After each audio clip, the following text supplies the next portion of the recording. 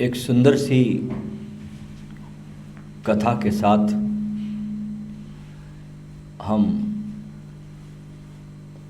आज के इस अपने होने के सफ़र पर शानदार चलते हैं।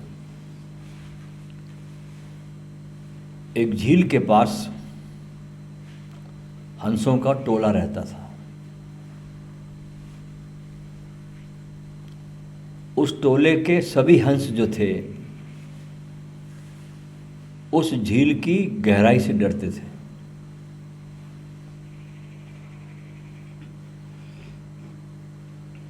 मैला रह जाएंगे लेकिन झील में उतरेंगे नहीं। हंस कभी झील में उतरते नहीं थे, भले मैला रहना पसंद करते थे। वहीं उसके दूसरे किनारे पर, इस किनारे पर तो टोला रहता था, बहुत जमघट हंसों का। उसके दूसरे छोर पर एक सफ़ेद दिव्य हंस, वाइट, जो उसी झील में रोज डुबकी लगाता था। जो डरते थे झील से वो टोले वाले लोग,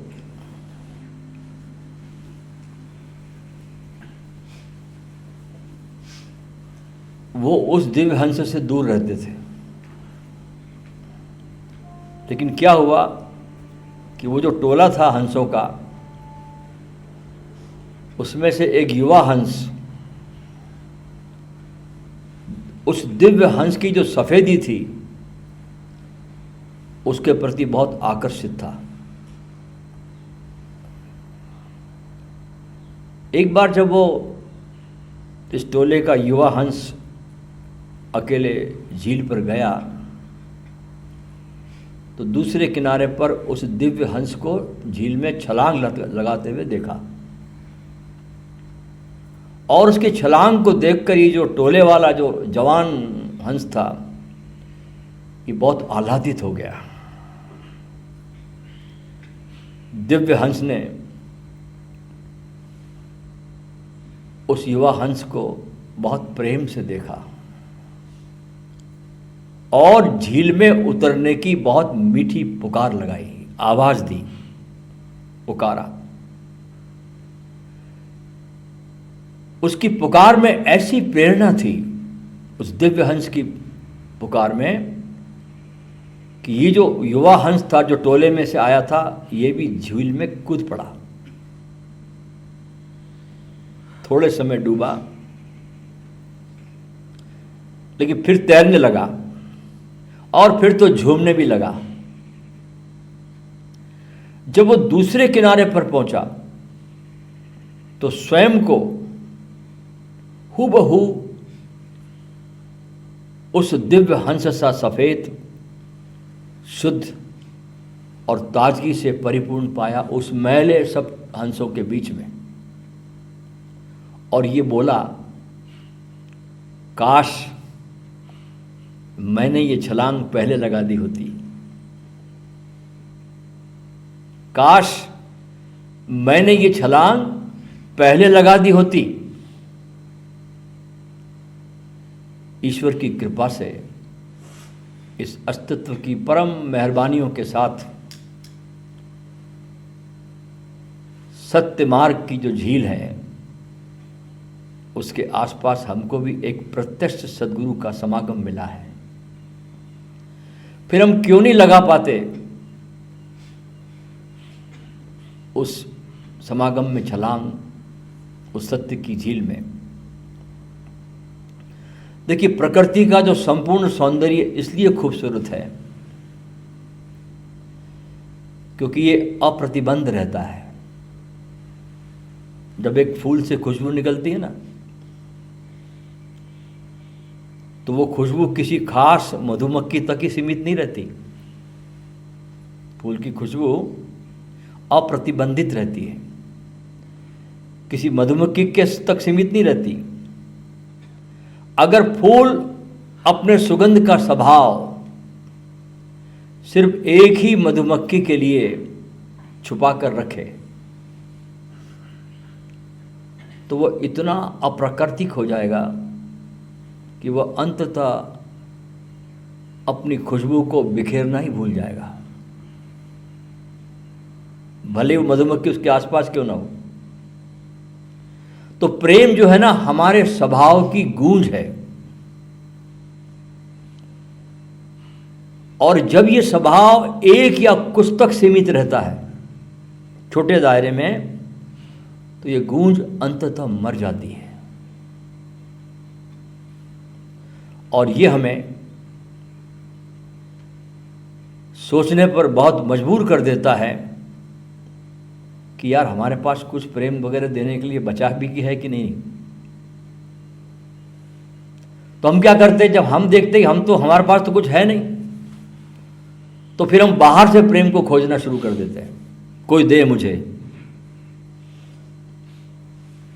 फिर हम बाहर से प्रेम को खोजना शुरू कर देते हैं, और बाहर से प्रेम खोजना सिवाय गुलामी के अतिरिक्त और कुछ भी नहीं। वहां स्वतंत्रता नहीं, वहां तुम डिपेंड हो।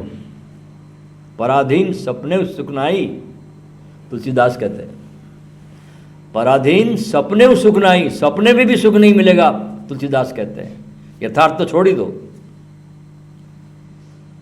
देखिए, सुबह होती है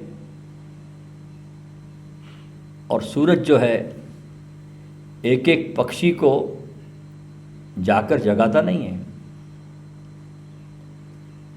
सुबह होती है तो सूरज एक एक वृक्ष को जाकर झचकोरता नहीं है कि जागो, सुबह हुई, दिन का काम शुरू करो, सपने से उठो।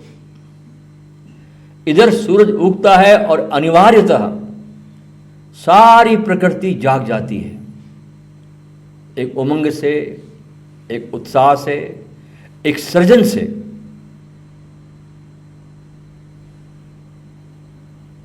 जाग जाती है। जो जितना प्राकृतिक है वो उतना ही शीघ्र जाग जाएगा, लेकिन मनुष्य जो है वो घोर निद्रा में सोया हुआ है। उसे जगाने के लिए भी, इसकी नींद को जगाने के लिए भी प्रकृति की एक सुंदर व्यवस्था इस संसार में है, और वो है सद्गुरु का प्रेम, सद्गुरु के समाधि से उठी हुई पुकार, उसका प्रेम। यानी प्रकृति की सबसे सामर्थ्यवान और शुद्धतम अभिव्यक्ति सद्गुरु है, अल्टीमेट। और उसकी जो पुकार होती है, उसकी समाधि से जब पुकार निकलती है, वो महासागर के उछाल जैसी होती है, जो दुनिया में जितने भी लोग मुक्ति की अभिलाषा से, स्वयं को जानने की अभिलाषा से भरे होते हैं, वे खोज लेते हैं। जब शुद्ध समर्पण रूपी बूंद से भरा हुआ हृदय सद्गुरु को पुकारता है ना, तो महासागर को आना ही पड़ता है, अवश्य आता है। और ये आता सिर्फ श्रद्धा रूपी एक बूंद से। और आपके भीतर जो भी मलिनता है, विकार है, इतना तूफान तरीके से समुद्र तुम्हारे पास में आता है कि सबको स्वच्छ कर देता है। सागर भी बूंदों को खोजता है जिससे कि वो उन्हें सागर बना सके, और बूंदें भी केवल समर्पण के भरोसे आ जाती है, क्योंकि उन्हें सागर का सहज नियम मालूम है। कितने भी मलिन भाव मौजूद हो, कितना ही मन उलझा हो, लेकिन हृदय जानता है कि जब सागर उछलेगा तब सब कुछ धुल जाएगा, भूल जाएगा, और सागर में ही घुल मिल जाएगा। तो इस प्रेम की समाधि में, सद्गुरु की जो प्रेम समाधि है, जो उनका प्रेम है, उसमें मौन में संपर्क होता है। जब मौन में बैठकर यह प्रेम तरंगे पुकार करती है ना, तो जो भी हृदय प्रेम के लिए लालायित होते हैं उनका भी हृदय तरंगायित हो जाता है, और समय और स्थान इस पुकार में बाधा नहीं बनते। आप कहीं भी रह सकते हो, क्योंकि ये प्रेम की तरंगे समय और स्थान से बहुत आगे की बात है।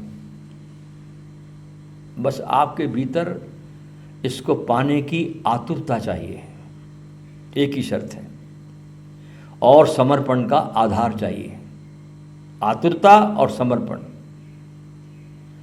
समर्पण तुम्हारे अंदर वो आधार है जो मनुष्य को अंधेरे में भी नाव चलाने का साहस दे जाता है। भीतर कोई ऐसी आवाज तुमको सुनाई दे जाती है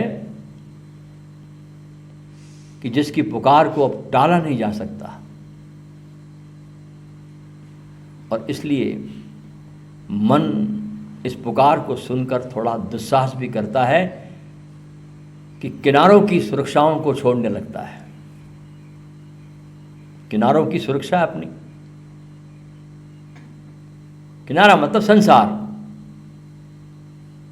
और जो इतने साहस से इस पुकार के पीछे निकल पड़ते हैं उनके लिए मझधार भी किनारे हो जाते हैं। साहस, करेज, और खोकर भी वे स्वयं को पा जाते हैं। बस आवश्यकता इस बात की है कि आपका हृदय इस आकांक्षा से भरा है या नहीं भरा है। और ये अभिलाषा सोए हुए हृदय को जागृत करती है। देखिए, संसार की वस्तुओं को पाने के लिए शरीर, मन और बुद्धि की सक्रियता चाहिए, ठीक। लेकिन परमात्मा को पाने के लिए तो हृदय को आपको सक्रिय करना पड़ेगा, और ये जो सक्रिय हृदय हो जाता है ना, यही सद्गुरु की पुकार को सुन पाता है और उस अज्ञात की दिशा के पद चिन्हों पर चल पड़ता है। और यही सद्गुरु की प्रेम समाधि से उठी हुई पुकार है, जो पहले प्रेमी के हृदय में धीरे धीरे सुनाई देगी, और यदि तुम उस राह पर निकल पड़े तो तुम्हारी यात्रा बिना रुके फिर बहुत अनस्टॉपेबल हो जाएगी। और ये प्रेम की संपदा हर व्यक्ति में है। ऐसा कोई मनुष्य धरती पर नहीं जिसमें ये प्रेम की संपदा नहीं है। तो आज हम जो ध्यान करेंगे वो एक बहुत अच्छा ध्यान है, एक नया ध्यान कराऊंगा मैं आपसे, बिल्कुल नया, और अभी के अभी आपको उपलब्ध होना है उस ध्यान में, टालना नहीं है, अभी के अभी, जस्ट अभी होना ही है, क्योंकि इतना त्वरा है इस ध्यान में। वो शिखर है ध्यान का, और बड़ा सहज भी है। इतना सहज ध्यान है वो, जैसे आपकी सांस चलती ना, इतना ही सहज है। और ध्यान सदा ही सहज होना चाहिए। साधो सहज समाधि भली, कबीर गाता है। ऐसे ही कबीर ने नहीं गा दिया, बहुत कबीर ने जाना, अपने गुरु के पास बैठे, अपने गुरु को अथाह प्रेम किया, तब जाकर के उनको ये बातें समझ में आई कि यार जीवन में जो भी चीज़ घटती है ना, वो बहुत सहजता में घटती है। प्रेम भी तुम्हारे जीवन में आता तो बहुत सहजता से आता है, और फिर तुम प्रेम को टिकाने के प्रयास करते हो, उसमें खो जाता है। तुम्हारे टिकाने का प्रयास उसको खो देता है। जब आता तो बहुत सहजता से आता है, जैसे फूल खिलता ना, इस तरीके से आता, तुमको पता भी चलता नहीं, क्योंकि प्रेम एक रहस्य है। अच्छा, प्रेम मरता कब है? किसी पति पत्नी का या प्रेमी प्रेमिका का? ध्यान से सुनना, कब मरता है प्रेम?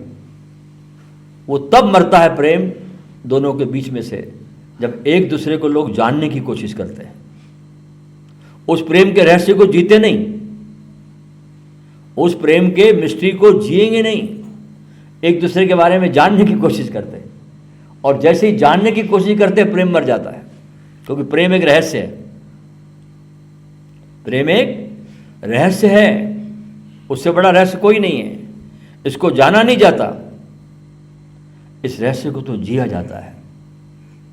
तो प्रेम को जियो, जानो मत, जानने में खो दोगे। ऐसे ही अपने को भी जाना नहीं जाता। कमाल है ये। कहते ना लोग बोलते ना अपने को जानो, अपने को जानो, नहीं जान सकते अपने को। ये जानने योग्य सामान ही नहीं है, ये तो बस हो जाने की कला है, जाना नहीं जाता। जानने की बात ही बकवास है। जानने में सदा दूसरा है। भाई किसी को जानना दूसरा आएगा ना, मैं इसको जानता हूं, तुम स्वयं को कैसे जानोगे?